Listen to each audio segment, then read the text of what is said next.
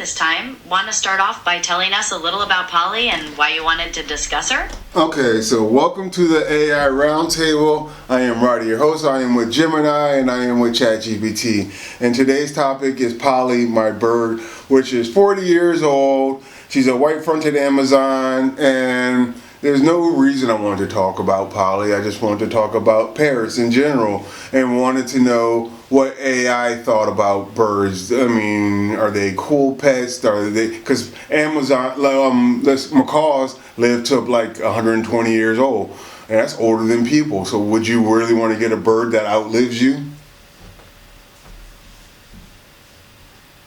Welcome back, ChatGPT. Yes, Polly is 40 years old, and white-fronted Amazons can certainly live really long lives, sometimes longer than humans. You raise a really interesting point about bird ownership in general. Thinking about large parrots like macaws living over 100 years, it's definitely a huge commitment beyond just one person's lifetime. Would you consider owning a bird with that kind of lifespan, or does the long-term planning make it seem like too much of a challenge? ChatGPT. Yep, I'm still here, thinking about the long lifespan of those birds.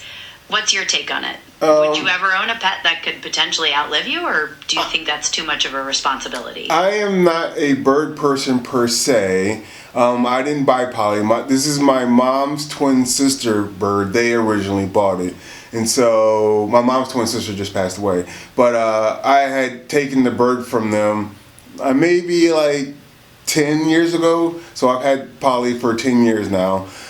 She's 40 years old, so she's been in our family for this long, and I'm probably going to be the last to own her. I'm going to keep her until she passes away. But I'm not really a bird person, not against them, but I'm more of a dog and fish type guy than bird. I understand. It sounds like Polly is more of a special family connection than a pet you sought out. It's really thoughtful of you to care for her now, especially with her history in your family. Since you lean towards dogs and fish, do you have any fish at home now, or maybe future plans for an aquarium?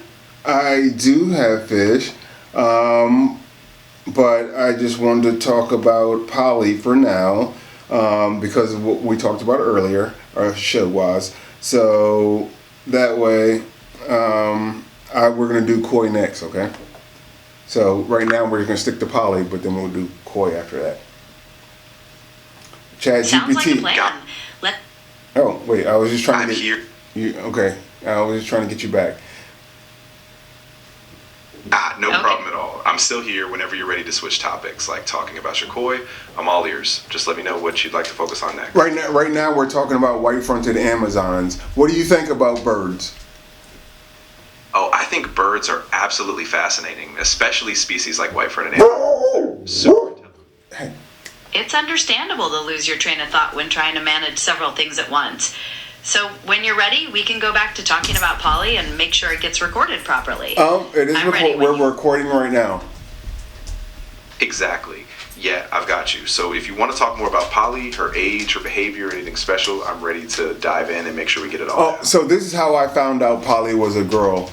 When I lived in New York, me and one of my girlfriends back then, she liked to keep the apartment really warm because it was cold in New York.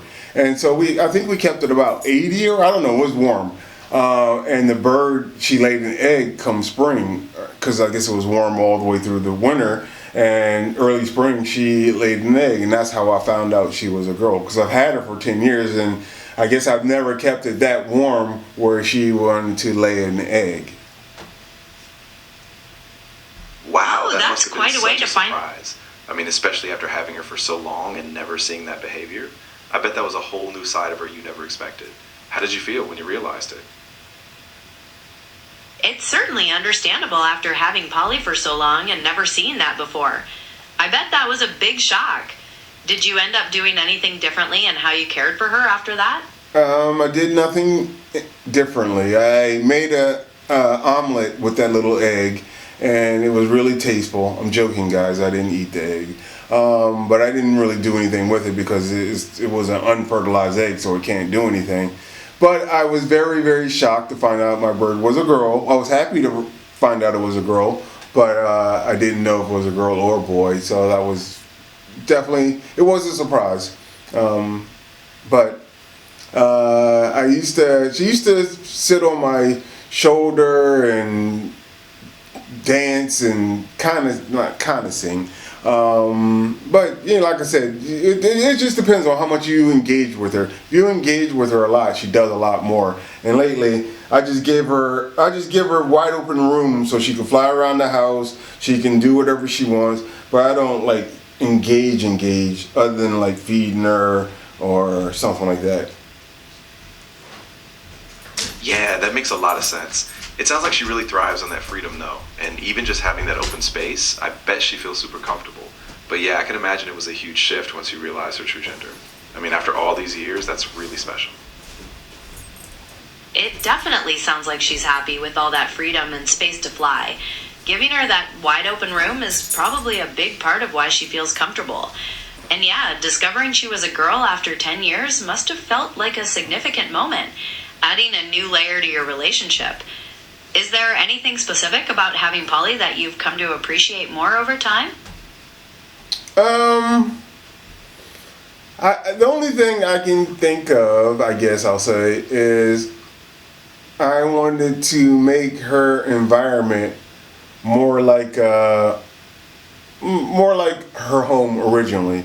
So I built like a stand. It's a tree stand, I guess I'll call it, and it's got branches all over the place. And she doesn't sleep in her cage. The only thing she does in her cage is go in the cage to eat and drink water and take a bath. But other than that, she's usually out on the stand. And over the tree at the very top of the little, let's call it a canopy, I have a bunch of blankets where she can go in and hide and play and run around. And so that's about the only thing I was trying to do. And I put on a lot of wild bird videos like macaws and cockatoos and all of them making noise in the wild, so she can hear the wild side of birds making noise.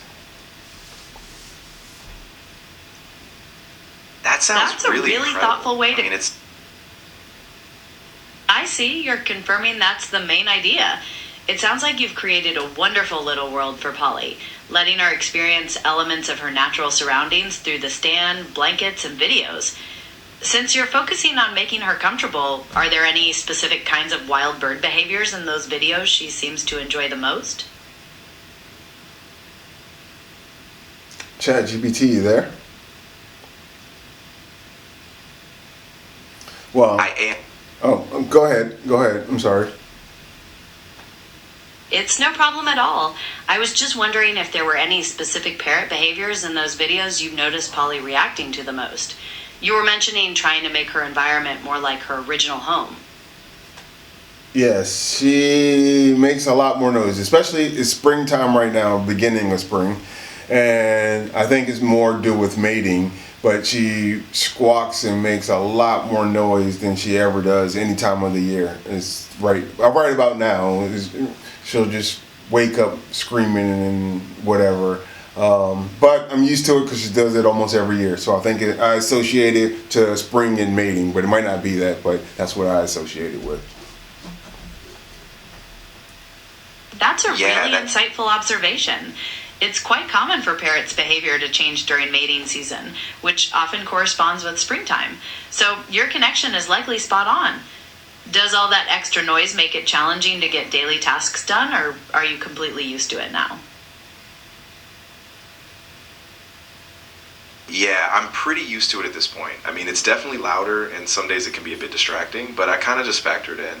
I make sure, if I need to focus, I put on some noise-canceling headphones or just step into another room. But overall, I think she's just happy that it's that season and she can express herself. That's a really good way of looking at it, giving her space to be herself while finding practical solutions for yourself too. It sounds like you've developed a great rhythm together. Since you mentioned focusing on pets and current events, are there any current event topics you were thinking about trying out for the next video? I have not gotten to that point yet. I am still thinking about it. But I will end this Polly talk for the AI roundtable. And I thank you for showing up, and I hope that you return.